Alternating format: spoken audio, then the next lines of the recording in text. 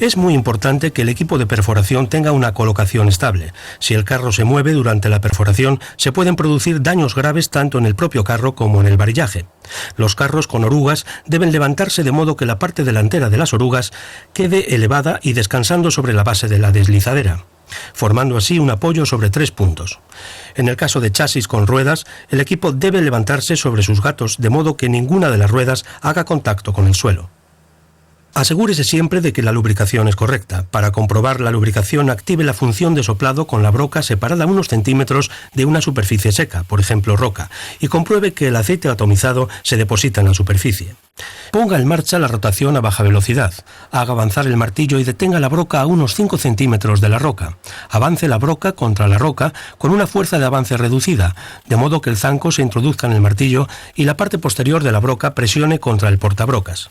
Comience a emboquillar el barreno con caudal de aire reducido y baja fuerza de avance, y permita que la broca emboquille el barreno durante unos cuantos centímetros de profundidad. Ahora abra totalmente el paso de aire y ajuste la rotación y el avance para obtener una penetración constante con una rotación uniforme. Los martillos en fondo deben girar siempre a derechas mientras esté activada la percusión. La rotación a izquierdas o la ausencia de rotación dará lugar a que se afloje el portabrocas y se pierda en el barreno junto con la broca. Durante la perforación de TH, la fuerza de avance debe ser siempre suficientemente alta para mantener la parte posterior de la broca presionada contra el portabrocas. La fuerza de avance correcta estará en función de los parámetros siguientes: la presión del aire de trabajo, el área de impacto del pistón, la masa del pistón y la frecuencia de impactos, el peso del varillaje. Cuanto mayor sea la presión de aire, mayor será la fuerza de avance necesaria. Otros factores que afectan a la fuerza de avance necesaria incluyen la perforabilidad de la roca y el desgaste de la broca y el diseño y tamaño de la broca. Durante la perforación suele ser necesario ajustar la fuerza de avance, dependiendo tanto de la naturaleza de la roca como del peso del varillaje, que cambia con la profundidad del barreno. Es importante que la fuerza de avance esté ajustada para mantener una alta penetración y una rotación uniforme y constante. Una fuerza de avance demasiado baja ocasionará un desgaste excesivo en las estrías del portabrocas y en el zanco de la broca, potentes ondas de retroceso en el varillaje dando lugar a una vibración excesiva que puede dañar la unidad de rotación y la deslizadera,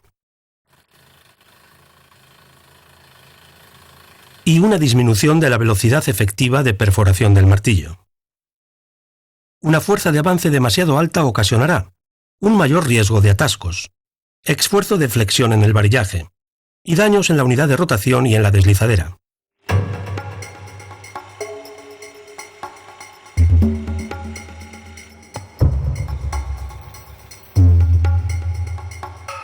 Entre cada golpe de martillo, los botones periféricos de la broca deberán girar una distancia aproximadamente igual que el diámetro de un botón. Esto garantizará una óptima trituración de la roca y una óptima velocidad de penetración. La velocidad de rotación debe ajustarse de acuerdo con la frecuencia de impactos del martillo. La frecuencia de impactos del martillo depende de la presión del aire. Cuanto mayor sea la presión, mayor será la frecuencia de impactos. Una velocidad de rotación demasiado alta ocasionará mayor desgaste de los botones de la broca y mayor tensión en la deslizadera y en la unión de rotación. Una velocidad de rotación demasiado baja ocasionará una baja velocidad de penetración, una perforación desigual e inestable y mayor riesgo de rotura de los botones. Si hay suciedad en el suministro de aire del martillo, la avería será inevitable. El martillo en fondo no es más sensible a la suciedad que un martillo en cabeza, pero en la perforación de TH hay mayor riesgo de que entre suciedad en el martillo, especialmente durante las operaciones de acoplamiento en los tubos. Toda la suciedad que entra en los tubos de perforación va directamente al mecanismo de percusión del martillo. Esto aumenta el riesgo de avería debido a un mayor desgaste o incluso daños del tubo de control y del pistón. Para mantener el martillo trabajando de forma fiable, se debe hacer todo lo posible para impedir que entre suciedad en los tubos de perforación. Mantenga siempre los tubos de perforación lo más limpios posible. Use protectores de roscas siempre que sea posible. Antes de conectar un tubo de perforación, compruebe que las roscas y el interior del tubo están limpios. En caso de duda, limpie el tubo con aire comprimido antes de conectarlo al tren de varillaje. Si las roscas están sucias, límpielas con un cepillo duro o un paño y engráselas justo antes de la conexión.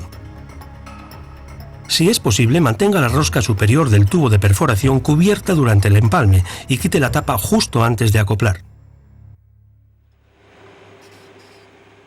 Para evitar la retrituración de la roca y reducir el riesgo de atascos, el detritus se debe evacuar del barreno al mismo ritmo que se produce. Limpie el barreno regularmente levantando el martillo, de modo que la broca caiga en la posición de soplado de aire.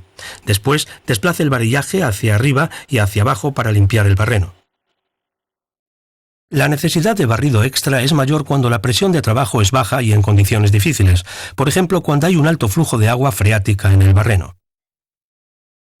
El barrido extra se puede obtener cambiando la válvula en la pieza superior por otra que tenga un orificio taladrado. Los orificios de barrido en la pieza superior están dirigidos hacia atrás para impedir que el chorro de aire dañe la pared del barreno. Puesto que el barrido extra hará que aumente el consumo de aire, asegúrese que el compresor tiene suficiente capacidad. Inyección de agua y espuma. La inyección de agua se utiliza para reducir la generación de polvo cuando se perforan barrenos secos o para descomponer el detritus fangoso que se adhiere al varillaje y a la pared del barreno cuando se perfora en roca húmeda. En la perforación DTH se puede usar espuma para mejorar la eficacia de barrido, especialmente en roca blanda. La espuma eleva el detritus fuera del barreno y sella las paredes de este. Una inyección excesiva de agua reducirá la velocidad de penetración. Así pues, manténgala al mínimo, 2,6 litros por minuto es normalmente suficiente para controlar el polvo y evitar los atascos. Aumente siempre la lubricación del martillo cuando use inyección de agua. No obstante, cuando se perfore con espuma, deberá desconectarse la lubricación. Limpie y lubrique el martillo siempre después de usar el barrido con espuma. Cuando la perforación se detenga temporalmente, eleve el martillo como mínimo 2 longitudes de tubo. El portabrocas se puede aflojar fácilmente sin herramientas mediante el método siguiente. Desplace el martillo contra la roca o una tabla gruesa. Ponga en marcha la percusión a presión reducida. Ponga en marcha la rotación lenta a izquierdas. Detenga la percusión tan pronto como se afloje la rosca y eleve el martillo hasta una altura de trabajo cómoda. Desenrosque y desmonte el portabrocas y la broca junto con el aro retenedor.